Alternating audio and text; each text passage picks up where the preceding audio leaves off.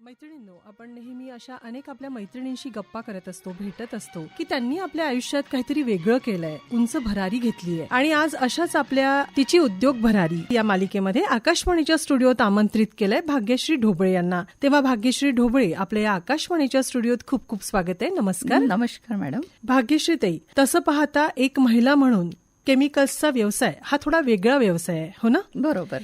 गेली अनेक वर्ष तुम्ही हा व्यवसाय करताय आणि अगदी यशस्वीपणा. तर कसे वळलात या व्यवसायाकडे? कठीण असलेल्या या व्यवसायाची सुरुवात कशी झाली? माझे वे मला स्वतः बनवायला खूप आवडतात. मला कोणाच्या अंडरमध्ये काम करायला अजिबात आवडायचं नाही. मी आधीपासून एक ठरवलं होतं की माझं स्वतःचा काहीतरी व्यवसाय असायला हवा. पण नेमकं काय करायला पाहिजे हे मला कधीच कळलं नाही. म्हणजे असं विचार नव्हता डोक्यामध्ये. पण सडनली मग असं वाटलं की मी एका छोट्या गावातून आलेली आहे. अच्छा. आणि जेव्हा हे केमिकलचे सगळे प्रयोग जे बघत होते तेव्हा मला असं वाटलं की नाही, आपण याला काहीतरी सामोर याचं काहीतरी जे व्यवसाय म्हणा किंवा याच्यामध्ये पदार्पण केलं पाहिजे. म्हणून मग मी ठरवलं की नाही, मला हे काम करायचं आहे. पण ते काम सुरू कसं करायचं हा एक सगळ्यात महत्वाचा मुद्दा होता. तर माझे मिस्टर आधीपासून हे काम करत होते आणि नंतर 2008 आणि 2009च्या मध्यंतरी त्यांनी असं डिसाईड केलं की केमिकलचा व्यवसाय बंद करून ते कन्स्ट्रक्शन मध्ये गेले. तर तेव्हा मी त्यांना पहिल्यांदा म्हटलं की हे मी चालवते. दॅट टाइम ते खूप सरप्राईज झाले की तू कसं करणार हे? तुझं एज्युकेशन तर आर्टमध्ये झालंय. मी पीएचडी घेतलेलं आहे जॉग्राफीमध्ये. अच्छा. टोटल दोन्हीही गोष्टी खूप वेगळ्या आहेत. दोन्हीही वे खूपच वेगळे आहे की तुम्ही एक मराठी मीडियम मधनं एज्युकेशन घेतलेलं आहे, मला लेक्चररशिप मध्ये जायचं होतं आणि मी व्यवसायामध्ये गेले. तर त्या टाइमला मी थोडा कॉन्फिडन्स दाखवला आणि मी माझा स्वतःचं ते स्टँड केला, बिझनेस स्टँड केला.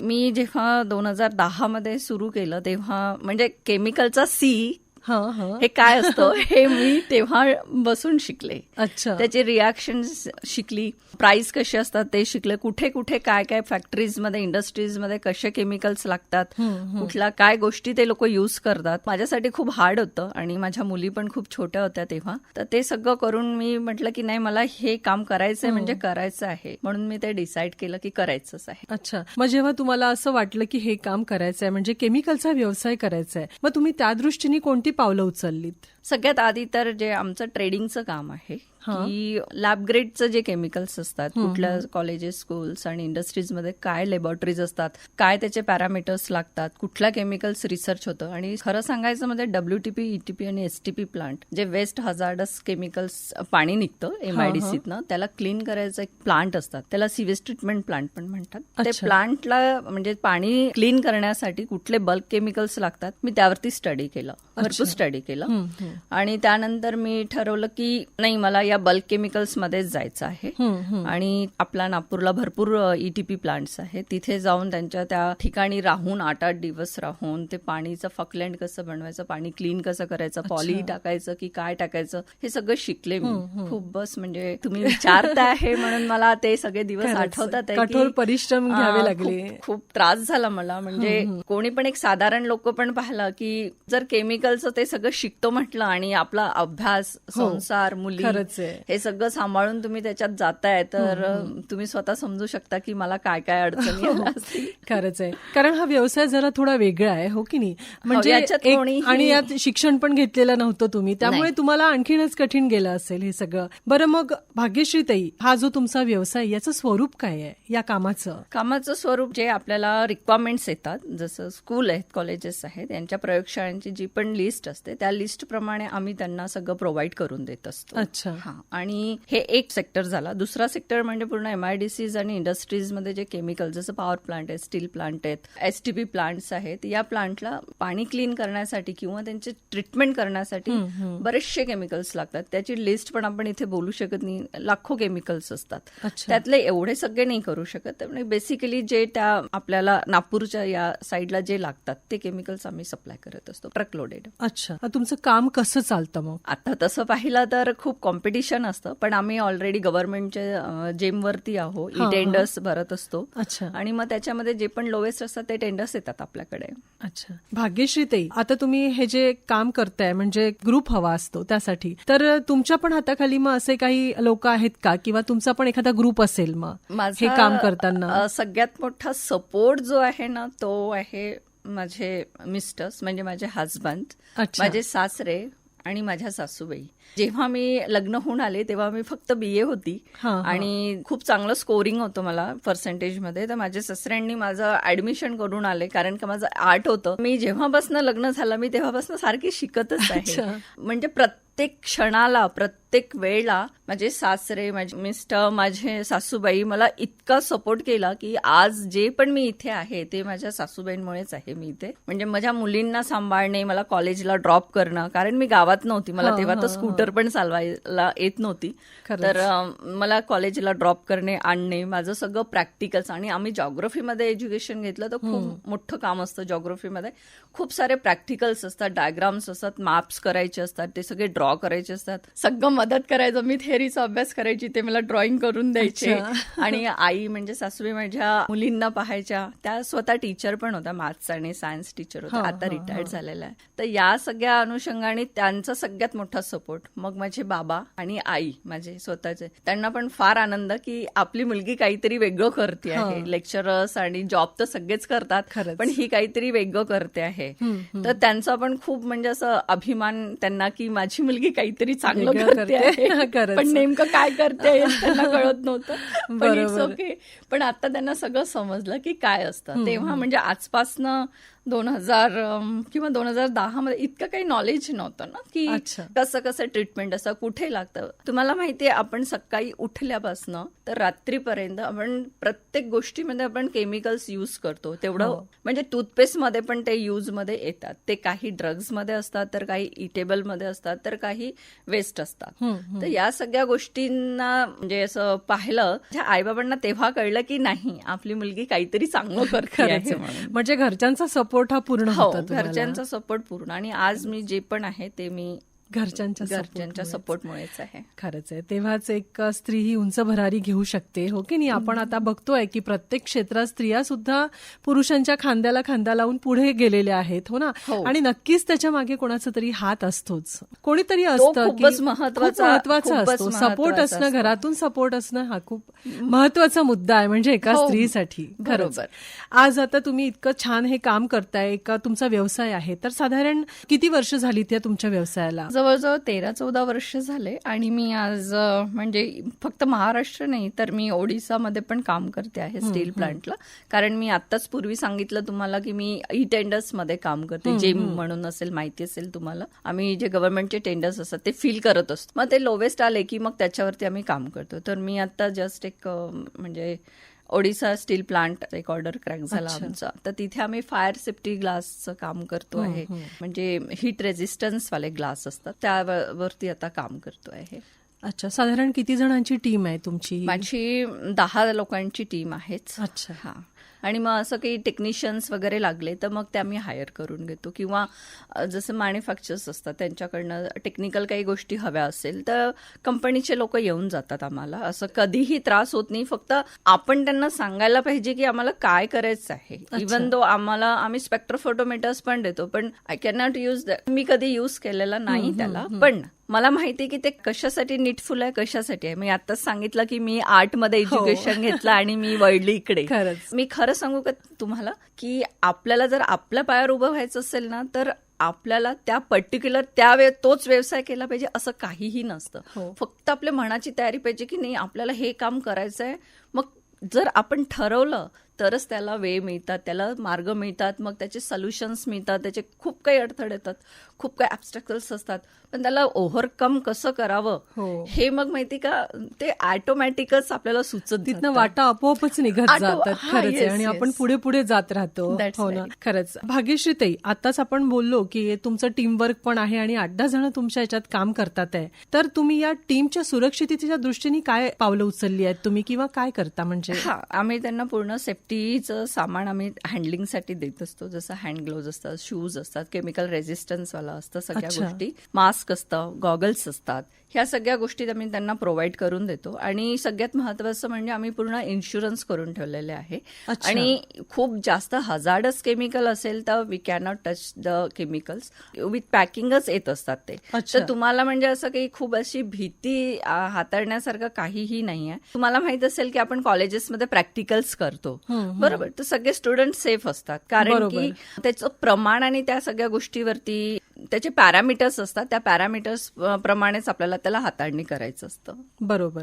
तर भाग्यश्रीताई, आता हा जो तुमचा हा व्यवसाय आहे, तर याचं मार्केटिंग तुम्ही कसं करता? कारण मार्केटिंग हा सुद्धा खूप महत्वाचा मुद्दा आहे, हो की नाही? बरोबर. तर मार्केटिंग कसं करता मग याचं? आम्ही खूपदा तर ऑनलाईन मार्केटिंग, पण आमचं काम असं आहे की तुम्ही कितीही ऑनलाईन मार्केटिंग केलं तरी पण आपल्यापर्यंत म्हणजे आपले कस्टमर्स म्हणा किंवा आपले बायर्स आपल्यापर्यंत पोहोचत नाही. तर सगळ्यात बेस्ट वे हाच असतो की आम्ही त्यांना प्रत्यक्षात व्हिजिट करत असतो. व्हिजिट केल्यानंतर कॉम्पिटिटर खूप असतात, पण ठीक आहे, राहायलाच पाहिजे. प्रत्येकाचं जीवन आहे, प्रत्येक जण आपल्या मेहनत करत असतात. तर आम्ही पण करत असतो. आम्ही त्या ठिकाणी जाऊन मार्केटिंग, आणि खरं सांगायचं म्हणजे खूप असे रिलेशन्स इतके छान डेव्हलप आहे माझे सगळ्यांशी की मला, आणि माझं काम खूप नेट अँड क्लीन, आणि 5 रुपयाची वस्तू मी तुम्हाला 10 रुपयात कधीच देत नाही. 5 रुपयाची वस्तू 5 रुपये 50 पैशामध्येच देते. तर त्याच्यामुळे जे माझे कस्टमर्स बायस आहेत त्यांना खूप ट्रस्ट आहे माझ्यावरती. तर ते असं सहजच ऑर्डर्स येऊन जातात आपल्याकडे, कारण खूप वर्षाचे रिलेशन्स आहे, खूप असं एफर्ट्स नाही घ्यावं लागत. तिची उद्योग भरारी या मालिकेमध्ये भाग्यश्री ढोबळे यांच्याशी आपण गप्पा करतोय आणि त्यांच्या व्यवसायाबद्दल जाणून घेतोय. तर भाग्यश्रीताई, मला नंतर असं विचारायचं आहे की एक महिला म्हणून या व्यवसायात काम करताना बऱ्याच अडचणी आल्या असतील, बऱ्याच अडचणींचा सामना तुम्हाला करावा लागला असेल, तर त्या अडचणींवर तुम्ही कशी मात केलीत? मला आठवतं की जेव्हा मी फर्स्ट टाइम कॉलेजमध्ये जायची, पर्सनचं नाव घेत नाही आता इथे, तर त्या मला खूप प्रेम करतात, असं नाही की नाही, पण त्यांना खूप वाटायचं की नाही, ही खूप ऍक्टिव्ह आहे तर हिला डेव्हलप केलं पाहिजे. प्रिन्सिपल मॅम आहेत त्या.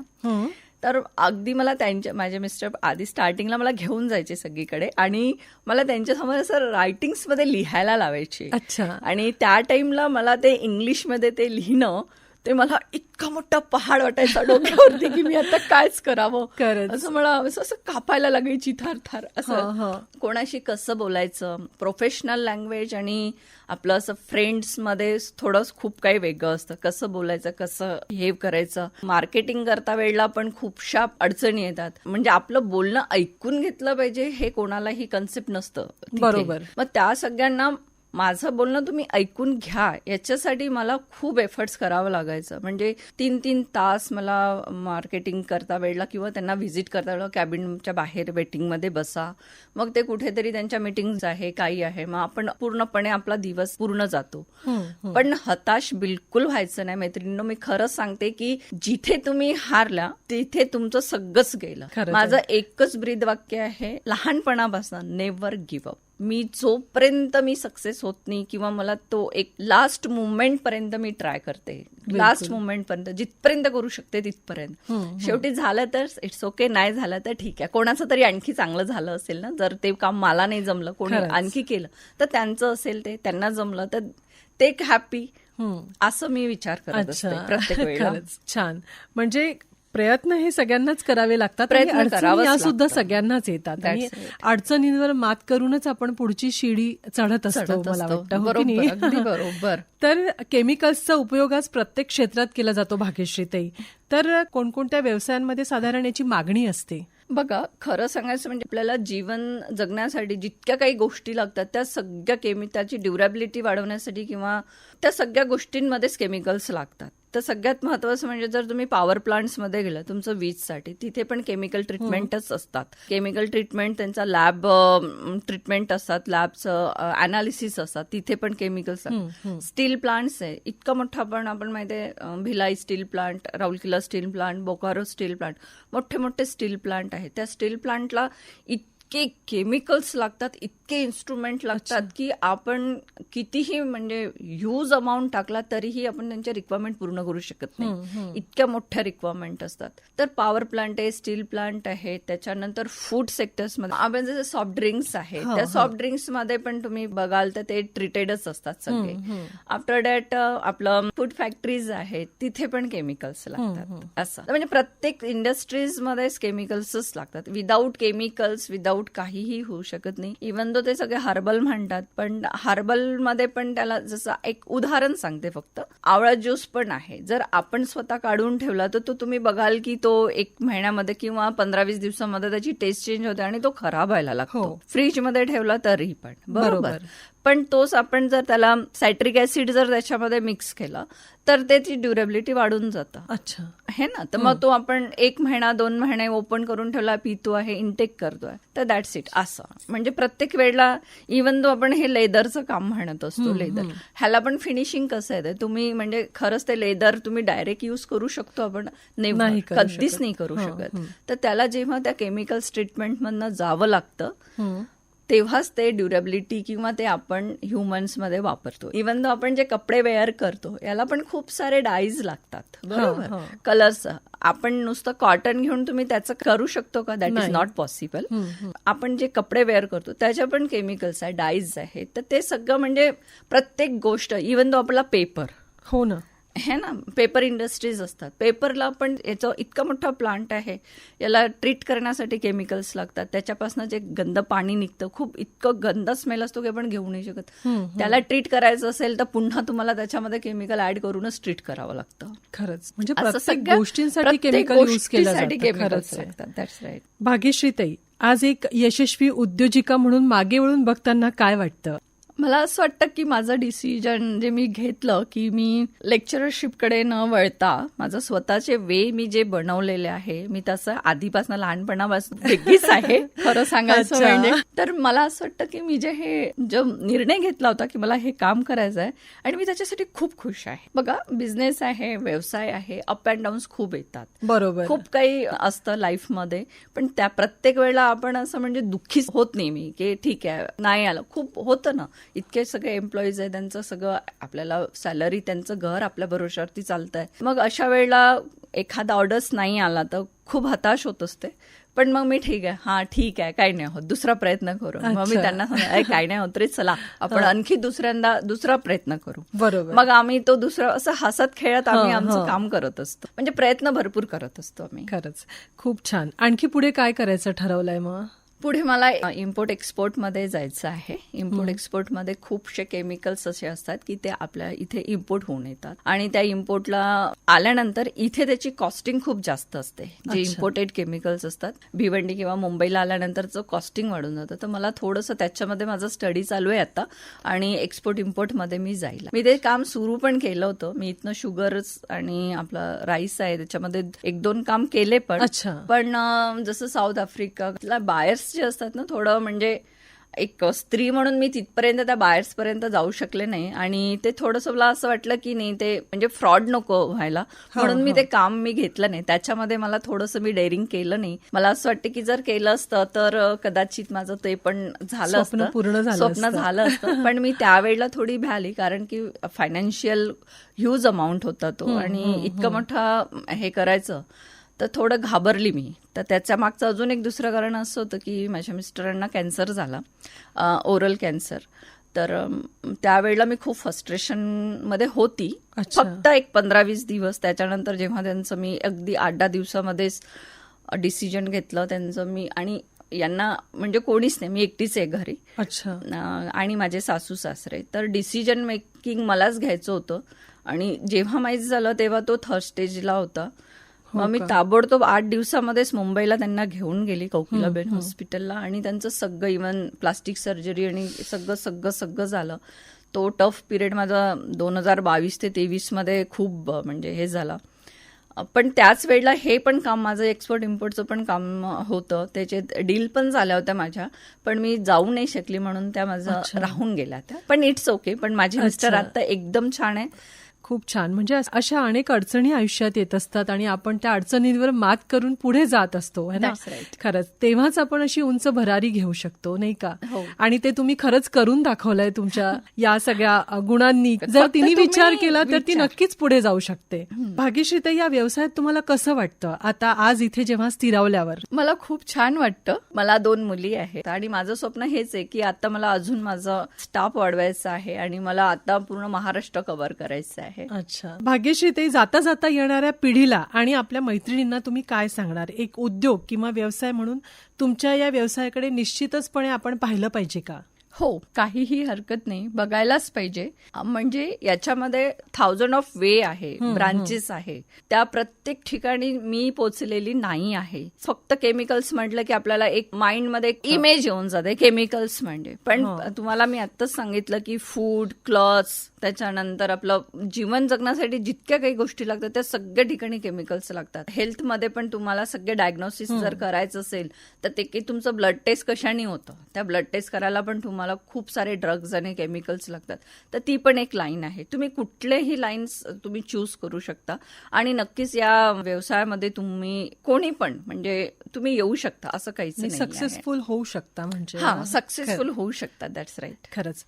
तर भाग्यश्री ढोबळे, आपण या आकाशवाणीच्या स्टुडिओत आलात आणि तिची उद्योग भरारी याविषयी खूप छान माहिती आपल्या मैत्रिणींना दिली. त्याबद्दल तुमचे खूप खूप धन्यवाद. नमस्कार. नमस्कार मॅडम.